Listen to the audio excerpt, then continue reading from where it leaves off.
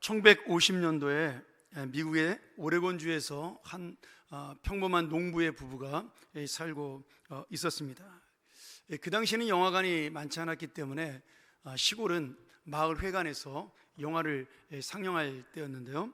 이 부부가 하루의 일과를 마치고 주말에 그 마을 회관에 영화를 상영한다는 소식을 듣고 그 영화를 보러 가게 되었습니다. 그런데 본 영화가 시작되기 전에 그 짧은 공익 광고로 그 영화의 앞부분에 한 가난한 그 고아를 클로즈업하면서 도와달라는 그러한 공익 광고가 나타나게 되었습니다. 그것은 6.25로 인해서 부모를 잃은 한국의 전쟁 고아들을 보여주고 또 그들을 도와달라는, 그들을 돌볼 사람이 매우 부족하다라는, 지원해달라는 그런 공익 광고였습니다. 영화를 보고 온 농부 부부는 마음에 뭔가 깊은 울림이 있었습니다. 영화 내용이 뭔지는 기억이 잘 나지 않지만 그 한국의 이름도 모르는 아이, 나라도 어디부터인지 모르는 조그만 나라에 있는 그 불쌍한 아이들이 자꾸 생각이 난 겁니다. 마음속으로는 야, 이거 우리가 뭘 할 수 있겠나 싶어서, 우리같이 시골의 농부가 할 일은 아니야, 그렇게 생각을 하고 두 사람이 잊어버리려고 했지만 그 두 부부의 마음속에 똑같이 그런 계속적인 감동이 있었습니다. 그래서 이 부부가 서로 의논을 하고 함께 기도를 시작한 다음에 일주일 뒤에 확신을 얻게 된 겁니다. 그리고 자신이 가진 땅의 절반을 팔아서 한국에서 전쟁 고아가 된 8명의 자녀를 입양하게 되죠. 이 사실이 미국 언론에 알려지면서 이 부부를 돕고자 하는 도움의 손길들이 여기저기서 펼쳐지기 시작을 했습니다. 결국 두 사람은 농사를 그만두고 이 많은 사람들의 지원을 기본으로 해서 전적으로 자기의 삶을 아동복지, 고아를 돕는 사역에 매달리게 됩니다. 이렇게 해서 지금 세계에서 가장 영향력 있는 홀트 아동복지회가 탄생을 하게 된 것이죠. 한 부부가 받은 감동이 하나님의 큰 역사를 이루게 되었습니다. 그렇습니다. 여러분, 진실한 감동에는 사람을 움직이는 힘이 있습니다. 우리의 믿음으로 표현한다면 은혜를 받은 것이죠. 그리고 이 은혜의 감동 앞에 정말 우리가 진정으로 순종할 때 주님이 일하시고 사람의 생각을 뛰어넘는 놀라운 역사가 일어나게 됩니다. 이 홀트 부부도 정말 시골에 농사밖에 짓지 않던 그러한 평범한 사람이었지만 하나님의 감동 앞에 순종할 때 주님이 그를 통하여 세계적인 큰 역사를 이루게 된 것이죠. 오늘 말씀에도 하나님의 감동으로 새로운 역사와 인생을 만드는 그런 사람들의 이야기가 계속되고 있습니다. 그리고 하나님께서는 오늘도 우리에게 이 감동의 은혜를 통하여 하나님과 함께 일하시기를 원하십니다. 오늘 말씀이 바로 나에게 감동을 주시는 하나님의 은혜임을 다시 한번 깨닫는 시간 되기를 간절히 소원합니다. 첫 번째로 하나님을 믿지 않았던 고레스 왕에게 임한 이 감동이 있었습니다. 이 에스라서는 1장부터 6장까지는 에스라 본인의 이야기가 나오지 않습니다. 우리가 잘 알지만 에스라는 선지자고 유명한 학자였습니다. 지금 우리가 흔히 보는 율법학자라고 말하는 그 기원, 다시 말하면 바리새인을 만든 사람이 바로 이 에스라라는 학자죠. 그는 하나님 말씀을 전하면서 하나님 말씀 앞으로 돌아와 그 회개라는 회개 운동을 일으키면서 하나님 말씀을 연구하는 학자요, 또 선지자로 우리에게 남아있는 귀한 하나님의 사람입니다. 그리고 에스라서는 그런 귀한 하나님의 말씀을 중심으로 이스라엘 백성이 포로에서 돌아와 70년 만에 성전을 재건하는 모습을 기록한 내용이 담겨 있습니다. 그래서 1장부터 6장까지는 이 성전 재건에 대한 이야기, 하나님의 약속과 언약이 성취된 이야기로 가득 차 있고 에스라는 그 뒤부터 자신의 이야기를 펼치게 됩니다. 오늘 1장부터 6장까지의 내용을 보면 남유다는 이 바벨론에게 BC 586년에 멸망을 당하게 됩니다. 그리고 역사의 시간이 흘러서 그렇게 강했던 바벨론 나라도 오늘 성경에 나오는 바사라고 하는 페르시아에게 BC 538년에 완전히 망하게 되고 지도상에서 사라지게 됩니다. 이 페르시아는 지금의 이란의 조상이죠. 성경에는 바사라고 나와 있습니다. 바사왕 고레스가 이 바벨론을 무너뜨리고 자기가 그 통일 왕국의 그 제국의 왕이 되었을 때 바벨론의 포로로 잡혀와 살던 이스라엘 백성들에게 너희는 오늘부터 하나님의 말씀과 약속대로 자유가 임했으니 고국 땅에 돌아가 성전을 재건하라, 이런 왕의 칙령을 내리게 됩니다. 여러분, 이 고레스의 칙령, 다시 말하면 왕의 조서는 굉장히 놀라운 일이었습니다. 왜냐하면 바사 이전에 있었던 두 나라, 예를 들어 아스루와 바벨론은 자기가 정복했던 나라와 백성들에게 어떤 자유를 허용하지 아니하고 그 백성들과 민족을 다 다른 곳으로 이주시키거나 아니면 자기의 민족과 혼합시킴으로 인해서 그 나라의 정체성을 상실하게 만들고 바벨론의 융합이 되게, 아수르의 융합이 되게 만들었어요. 그러면서 반란을 꿈꾸지 못하도록 그렇게 다스리게 했습니다. 그런데 지금 바사왕 이 고레스는 자신의 식민지와 정복한 나라의 백성들에게 정적인 자유와 종교적인 자유를 일부 허용하면서 포용 정책을 시행하게 된 것이죠. 물론 정식으로 나라를 허락하지는 않습니다.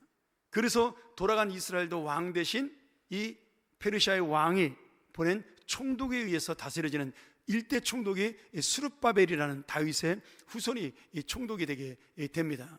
그러나 어쨌든 간에 이렇게 놀라운 정책을 펼치게 된 것은 오늘 성경에 보니까 사람들은 이 페르시아가, 바사가 정치 정책 또는 어떤 식민 정책이다 이렇게 발표하고 있지만 사실은 하나님의 역사라고 분명하게 말씀하고 있습니다.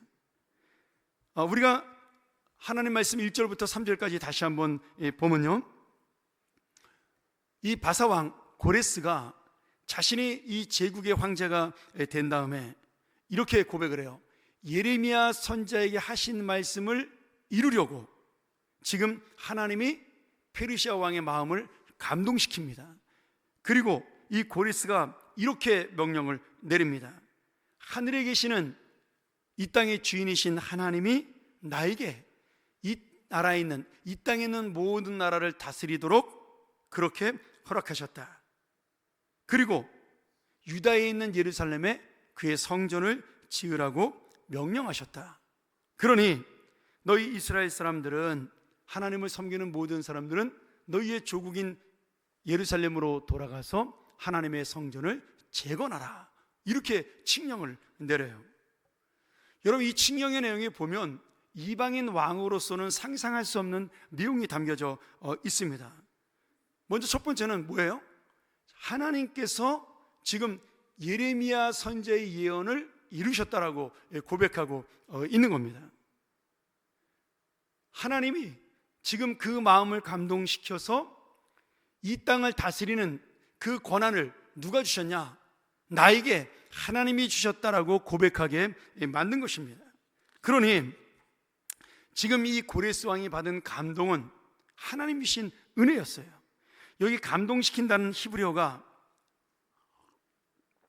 우루라는 단어인데, 일어나다, 깨어나다 또는 일으켜 세우다, 자극하다, 선동하다, 이런 뜻이 있어요.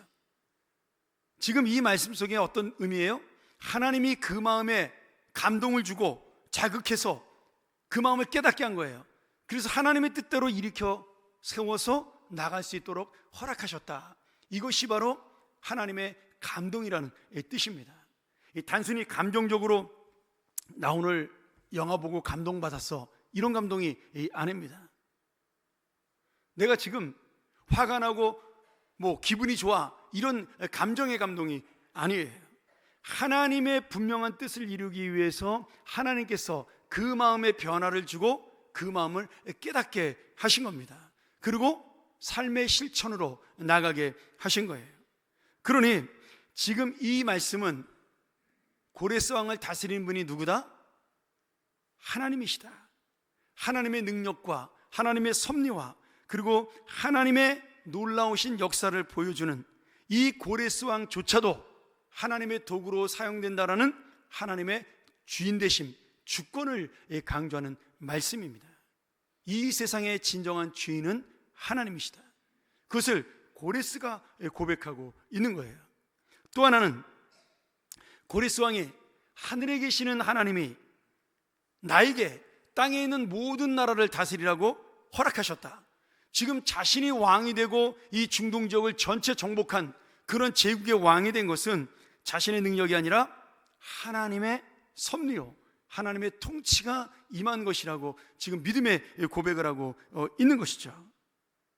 그러니 지금 이방인이었던 이 고레스 왕이 하나님께서 어떤 분인지를 알고 이 땅의 진정한 통치자의 주인이 하나님임을 선포하고 또 하나님이 자신을 세우셨다라는 하나님께 영광을 돌리는 모습을 통해 하나님만이 진정한 만왕의 왕이라는 사실을 이 칙령을 통해서 만백성에게 알게 하신 겁니다. 여러분, 이것이 바로 이 세상을 다스리는 하나님의 능력이에요. 고레스 왕이 지금 자신이 이 세상을 정복했다라고 자랑하지 않습니다. 내가 가장 존귀한 자여 높은 왕이라고 말하지도 않아요. 이 모든 것을 허락하신 분이 하나님이라고 고백하고 있는 것입니다.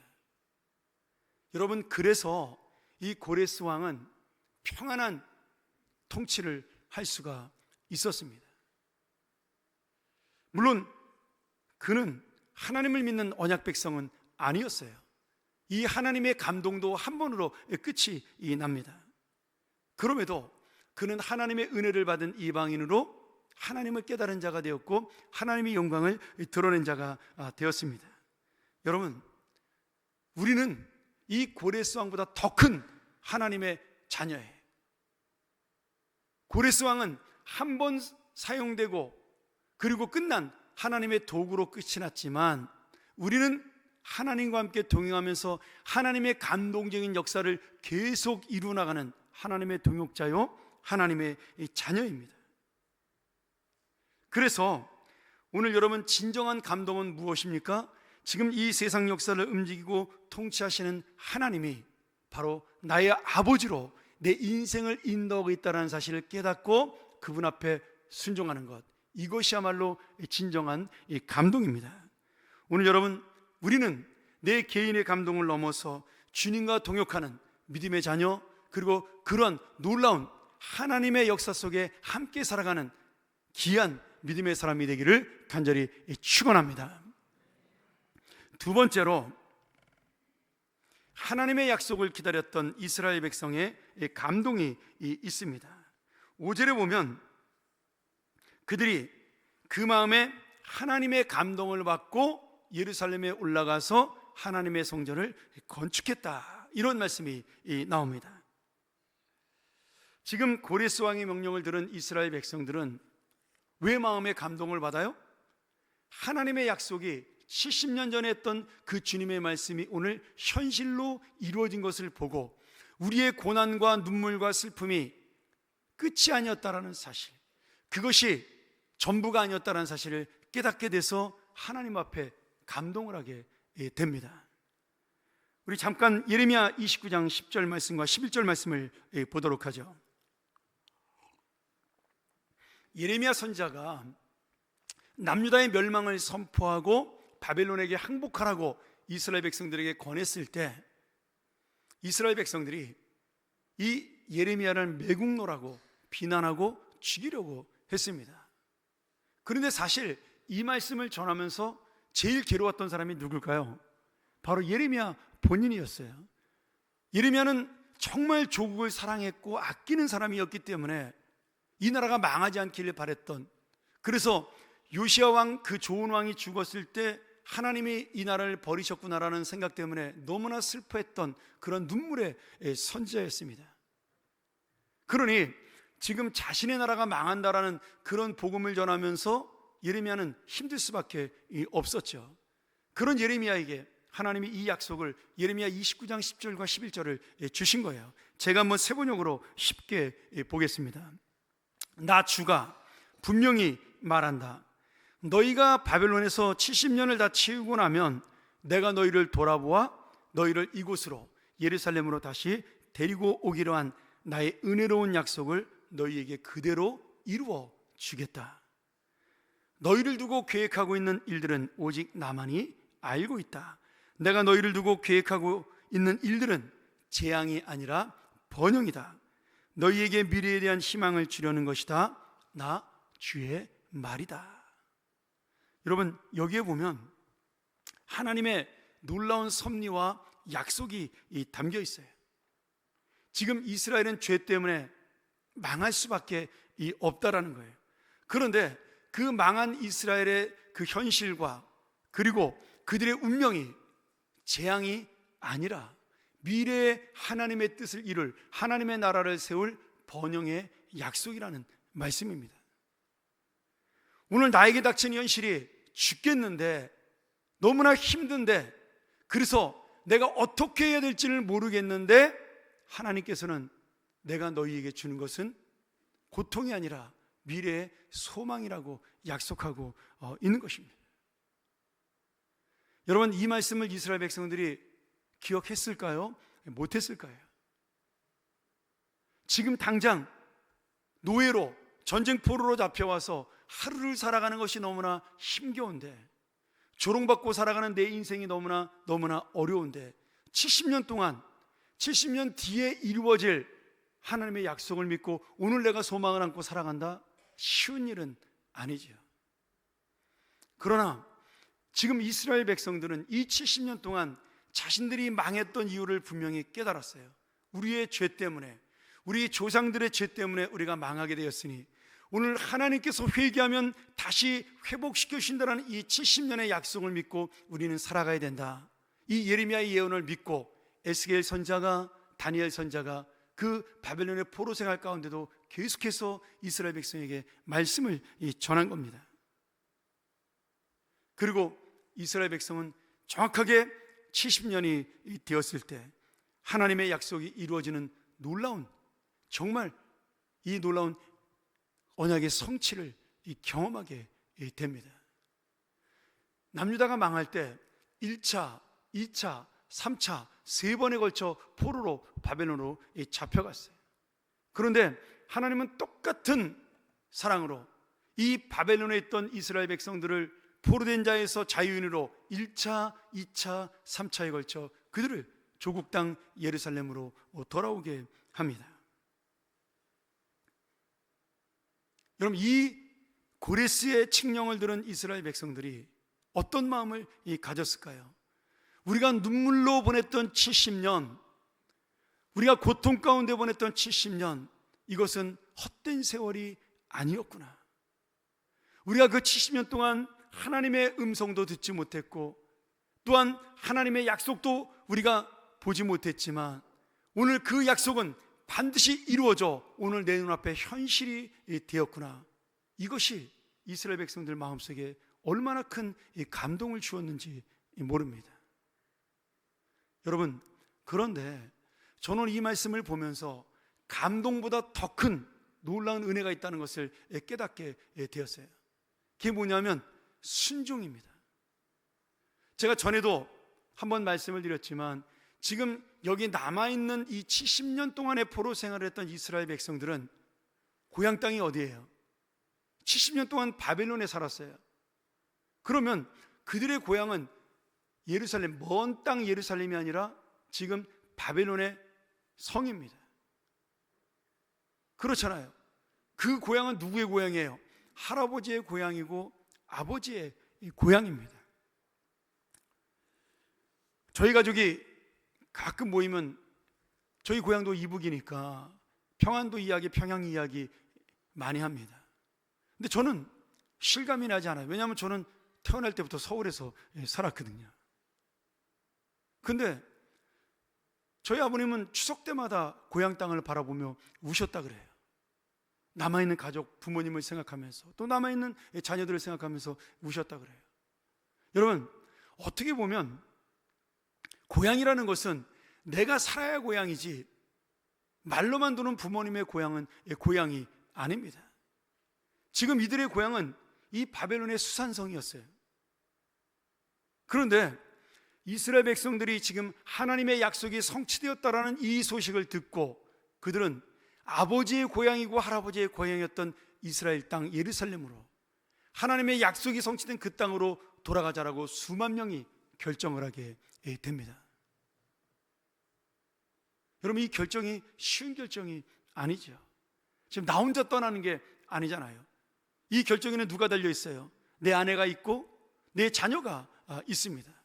바벨론의 그 동화 정책 때문에 이미 이스라엘 백성 중에는 많은 사람이 이방 여자와 결혼해서 사는 그러한 사람도 있었어요. 그 가족, 아내와 자녀들을 설득하여 황무진 예루살렘으로 돌아가는 것, 이것은 여러분 보통 믿음의 결단이 아니고서는 결정할 수 없는 일입니다.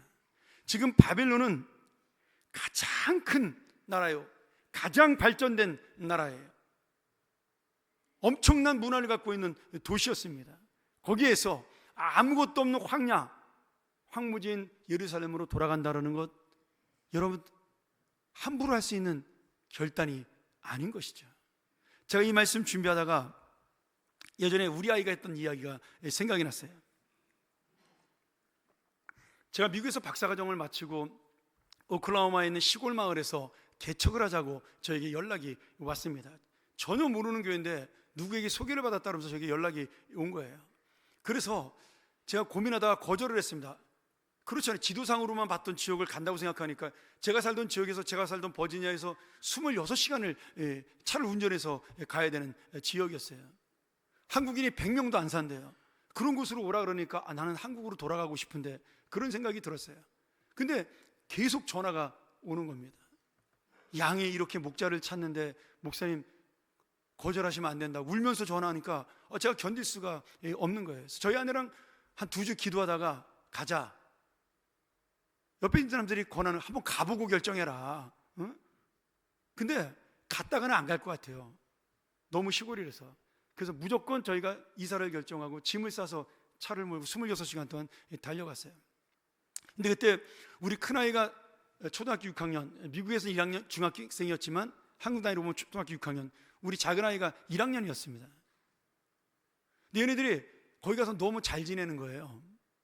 시골 마을이니까 뭐 한 학교에 동양인이 한 명 있을까 말까 하니까 뭐 우리 아들도 너무 사랑받고 선생님도 좋아하고, 우리 딸은 매일 주말마다 거기 그 백인 친구 집 가서 자고 놀고 그렇게 즐겁게 지냈어요.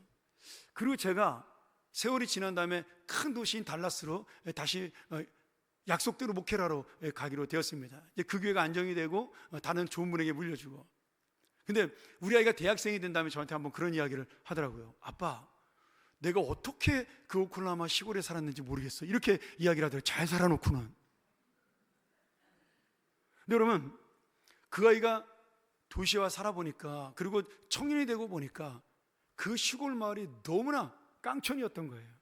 여러분, 우리나라 시골 같지는 않습니다. 굉장히 좋습니다. 뭐 도로도 잘 돼 있고 우리나라 롯데마트보다 훨씬 큰 월마트도 있고. 근데도 아이들이 볼 때 거기는 시골이었어요. 여러분 생각해 보세요. 다 우리 지방에 있는 청년들은 다 서울로 올라 그럽니다. 미국에 있는 아이들은 전부 다 뉴욕 갈라 그래요. 그런데 지금 이 가장 발달된 도시에 있는 바벨론의 수산성에 살고 있던 그 이스라엘 백성들이 그냥 시골 다니고 완전히 아무것도 없는 황무지인 예루살렘으로 돌아간다? 여러분, 이건 보통의 믿음, 순종이 아니고서는 결정할 수 없는 일입니다. 근데 그들은 하나님의 감동을 받았어요. 아까 감동의 뜻이 뭐라 그랬어요? 깨어 일어나는 거예요. 여러분, 감정이 아닙니다. 마음의 요동으로 끝나는 것이 아니에요. 흥분과 감격으로 끝나는 그런 문제가 아니에요. 내가 일어나 움직여 하나님이 원하시는 자리로 가는 것, 이것이 바로 진짜 감동입니다. 그래서 수많은 이스라엘 백성들이 자신의 재산을 다 내려놓고 자신의 소유를 다 포기하고 그들은 하나님의 약속 하나 믿고 예루살렘으로 떠나게 됩니다. 오늘 여러분, 하나님의 감동은 한 번으로 끝나는 것이 아닙니다. 하나님의 이 감동의 은혜를 받은 사람은 반드시 하나님의 뜻에 일어나는 순종이 있어야 하는 것이죠. 오늘 여러분, 우리가 마음의 감동을 넘어 삶으로 순종하는 진정한 감동받은 자가 되기를 간절히 축원합니다. 마지막으로 한 가지만 더 이야기하고 마치죠. 여러분, 이스라엘 백성은 지금 현실의 처지가 어때요? 70년 동안 포로로 잡혀와 살고 있는 미래의 소망이 없는 백성이었어요. 어두운 현실과 상황입니다. 그리고 이 칙령을 발표한 고레스 왕은 가장 높은 존귀한 왕이었어요. 지금 사람 취급도 제대로 받기 어려운 포로 생활의 이스라엘, 세상에서 가장 높고 존귀한 왕 고레스. 그런데 이 두 사람에게 동시에 하나님의 감동이 임했습니다. 더 놀라운 건 이 감동 속에 진짜 주님의 감동을 끝까지 가지고 왔던 사람은 존귀한 왕 고레스가 아니라 언약의 자손인 이스라엘 백성입니다. 6절을 보세요. 이것이 바로 우리가 하나님의 자녀로 살아가며 감사해야 될, 또 자신감을 가져야 될 은혜예요. 이웃 사람들은 자원한 예물 외에도 은그릇과 금과 세간과 가축과 여러 가지 진귀한 보물을 주어서 그들을 도왔다. 이스라엘 백성이 감동을 받고 하나님의 뜻대로 예루살렘으로 돌아가기로 결정을 내리자마자 그 주변에 있던 바벨론의 이웃 사람들이 그들을 도울 수 있도록 많은 자원들을 제공했다라고 지금 그렇게 기록하고 있는 것입니다. 왕이 성전 재건을 위해 주변의 백성들에게 도와주라고 명령을 내렸어요.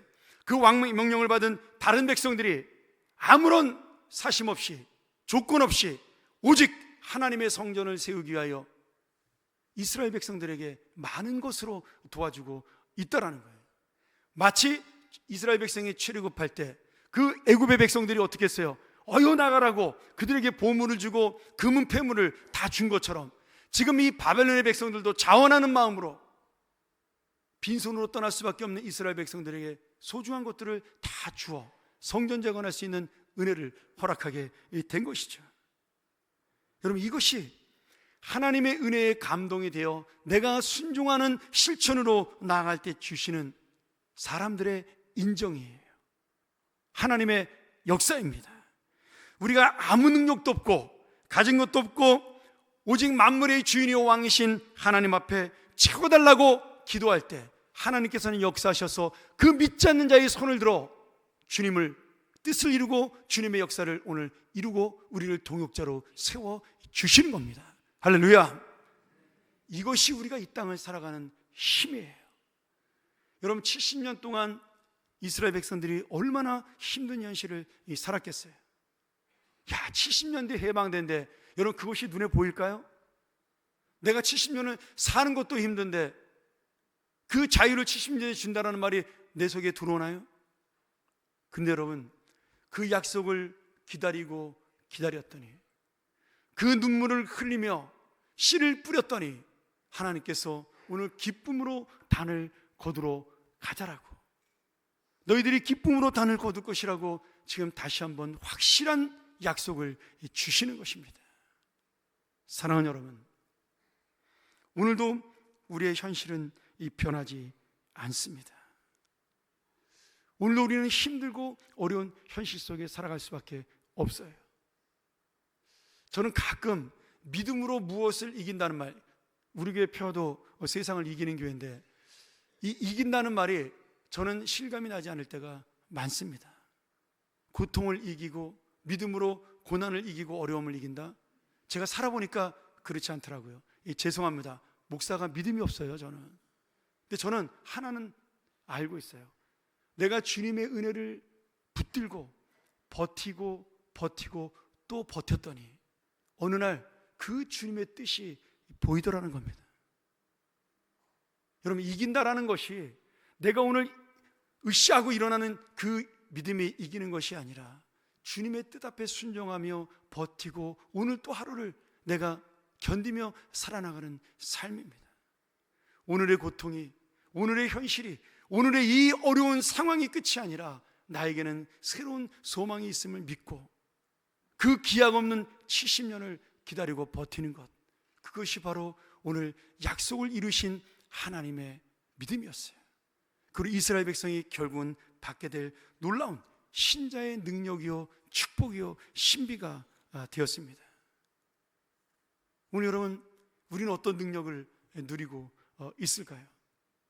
프랑스의 유명한 계몽주의 철학자인 몽테뉴가 그의 에세이 수상록에서 이런 말을 했습니다. 이 수상록이 에세이라는 문학 장르를 만들어낸 최초의 책이죠. 거기에 보면 이렇게 한 문장이 있습니다. 황제의 영혼이나 구두수성공의 영혼이나 같은 틀에 부어 만들어졌다. 계몽주의 철학자니까 하나님께서 모든 사람을 평등하게 만드셨다라는 것을 강조하는 표현입니다. 여러분, 그렇습니다. 내가 하나님 앞에 섰을 때 왕이든 누구든 우리는 하나님의 은혜가 필요한 피조물, 죄인에 불과합니다. 지금 세계의 패권을 쥐고 있는 고레스 왕이나 70년의 포로 생활 속에 비천한 삶을 살아가고 있는 이스라엘 백성이나 하나님은 똑같은 은혜를 주셨고 동일한 감동을 주셨어요. 여러분, 여기서 갈라집니다. 존귀한 왕이었지만 고레스는 하나님의 역사를 이루는 단 한 번의 도구와 수단으로 사용되고 인생이 그치게 됩니다. 그런데 하나님의 언약을 믿고 살았던 이 포로된 이스라엘 백성은 이 언약을 성취하고 하나님과 함께 역사를 만들어가는 동역자요 하나님의 자녀가 되었습니다. 오늘 여러분, 누구나 같은 모양으로 만드셨기에 하나님은 동일한 은혜와 감동을 주실 수 있어요. 그러나 어떤 사람은 고레스 왕처럼 단 한 번의 일시적인 감동과 은혜로 끝나는 사람이 있는가 하면 여전히 세상의 좋은 곳을 따라가는 그러한 한 번의 인생이 될 수가 있습니다. 하나님의 수단과 방법으로만 사용되는 인생이죠. 반대로 어떤 사람은 이 세상에서는 기억되지 못할 인생이나 하나님의 언약을 함께 누리고 같이 가는 하나님의 동역자여 사명자로 그 순종하는 믿음의 인생이 끝까지 갈 수 있고 남을 수가 있습니다. 오늘 여러분, 우리가 어떤 인생으로 살아가야 할까요? 하나님의 역사는 여러분 이 땅에 임할 것을 저는 믿습니다. 광장에서 외치는 소리 때문이 아니고요, 하나님의 이 나라를 통치하는 은혜를 우리가 믿기 때문에 그렇습니다. 오늘 우리 인생 속에 어둡고 암울한 현실처럼 보이지만 그러나 저는 하나님이 함께 하셔서 이 모든 것을 선하게 바꿔줄 줄로 믿습니다. 오늘 이것이 바로 70년 동안 기다렸던 그 언약의 성취를 바라봤던 이스라엘의 믿음이었어요. 그리고 오늘 우리가 함께 가져가야 될 믿음이요 은혜요 감동입니다. 오늘 여러분, 우리는 고레스 왕처럼 하나님의 감동을 입어도 그저 주님의 도구로 끝나는 한 번의 세상 사람, 세상의 인생이 아닌 아무것도 아닌 자처럼 보여도 끝까지 하나님과 함께 동역하는 믿음의 자녀, 그리고 하나님과 함께 일하는 순종의 자녀, 사명자가 되기를 간절히 축원합니다. 우리 함께 이 시간 이 말씀 의지하며 기도하기를 원합니다. 오늘 여러분, 우리가 고단한 인생길을 걸어가고 힘겨운 하루를 살아가지만 대답 없는 주님, 응답 없는 주님처럼 보이는 그분이 70년을 우리와 함께 기다리고 계시고 그들을 바라보고 계시며 기억하고 계십니다. 그러게 오늘 내가 갖고 있는 이 아픔도 지나갈 것이요, 내가 보고 있는 이 현실도 지나갈 것이며 주님의 뜻을 하는 그날이 올 줄 믿습니다. 내가 믿음의 눈을 들어 주를 볼 때 이 모든 것이 지나가 하나님의 그 선하신 약속이 이루어지는 감동의 그날이 올 줄 믿습니다. 오늘 내가 이 믿음을 붙들고 이 감동 앞에, 은혜 앞에 순종하는 자로 살 수 있도록 준비된 영혼이 되도록, 하나님의 자녀가 되도록 그렇게 살게 해달라고 우리 같이 한번 이 시간 말씀 의지하여 함께 기도하며 나아갑니다.